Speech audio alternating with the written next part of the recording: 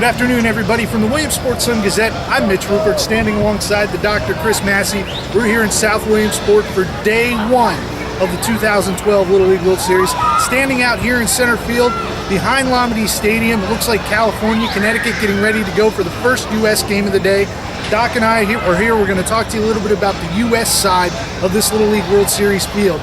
Doc, the first thing we got to talk about is there's a different buzz around the World Series this year because there's no Keystone Little League.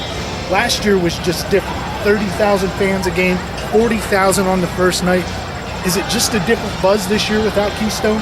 Absolutely. It's always exciting, but there's definitely not the kind of excitement that you get from last year. At this time last year, blankets were everywhere on the hill above us here.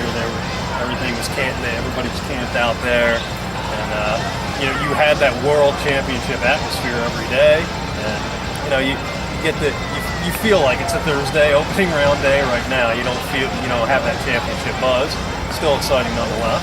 Absolutely, it's still fun to see. It was the first thing I said to Chris when I got here. Is I was surprised how empty the hill looked, because last year it was like a patchwork quilt with all the blankets that are out there. Slide. Yeah, no room to slide at all. Plenty of room for the kids over here. They're getting the trail started up on the second hill. Doc, the other thing I noticed is, just looking at your preview a little bit and watching some of the regional games, there doesn't seem to be that high star quality of players this year. Last year we had Jake Fromm, the man-child from Warner Robins, I believe it was, and then we had Dylan McClarty from Kentucky, who pitched a great game against Keystone. Do we have that individual star power this year, or are these more kind of balanced teams? Yeah, I think you see more balance this year. I think there's a couple of guys out there that'll jump out as the series goes on. I think maybe it's hard to judge just on seeing him once or twice on TV, but the guy that stood out the most to me was Brock Myers from Tennessee. Threw 5 innings of no-hit ball against Warner Robins, Georgia in the Southeast Final. Now, obviously, you know what Warner Robins has done here over the years. You go out and to do that in Warner Robins, where they have the Southeast Regional site in front of 8,000 Warner Robins fans, that was pretty impressive. He's a guy that throws in the 70s. He's a big kid for 12 years old. He has a big bat too. Didn't show it in that championship game, but he can hit too. So, I put him maybe in that elite class. But you're right. I don't see a Jake Fromm or a Rupert McClarty out there, or a Hagen Danner out there. But that's why they play the games. Hayden Smeckens from Indiana. That's another guy to keep an eye on. But definitely, you don't see that star power that you saw last year. But that might change. At the same time, could it make for a more competitive U.S. field? Yeah, last year, I was high on California from the start last year, just because they had dominant pitching. You knew Hagen Danner was great, Nick Pratto, guys like that. And they fulfilled their promise. And you always looked at them in Warner Robins, teams like that, and you say they're going to go far. This year, I think, even California, you usually say, well, California's definitely going to make a run. I don't know if they are. This year, they look solid, but so do all these other teams. They didn't blow me away like some other California teams do. The team that I think is going to win the U.S. field this year, I would probably put them behind some of the other teams in the past that have won the U.S. coming in. That doesn't mean they're not great.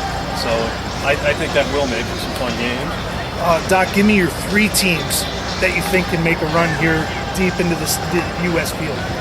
I'd go Texas, Tennessee, probably California. I like Texas. To me, is the team to beat. Great pitching, good hitting up and down the lineup. Tennessee, I already mentioned Myers. Jacob Rucker's another great pitcher, and the way they went through the Southeast region was impressive. California, it's the first Northern California team to be here in 10 years. But, they look solid, and anytime you get through the West region, you have to be pretty good.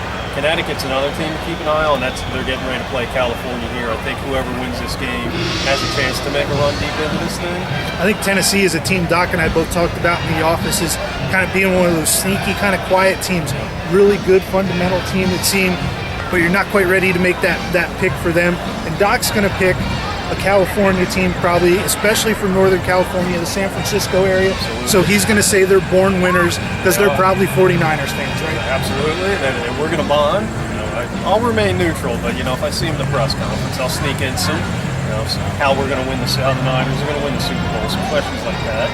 Last some softballs. Last year you had Montana named after what he calls the greatest quarterback of all time, even though I don't know how Marino and Montana go together. But all right, so you know how that Super Bowl went. So I'm going to put you on the spot. Give me your U.S. winner. Texas. You know, like I said, Tyler Vick pitched in the Southwest Final. Great performance. He's a guy that can match Myers if it came down to those two. And he's just wanted the 7 runs they got. They went 3 straight shutouts in the Southwest Regional Tournament. Southwest is a pretty loaded field, so that's impressive. And I just think they're the most complete team. And I think they'll be standing here at the end. And not in our pre-meeting notes, who's your Little League World Series winner? I'll go Texas. I don't know. I haven't seen the international teams play yet. I know Japan's putting on an impressive show against Curacao right now. So I'll go Texas over Japan. International field based on nothing more than reputation.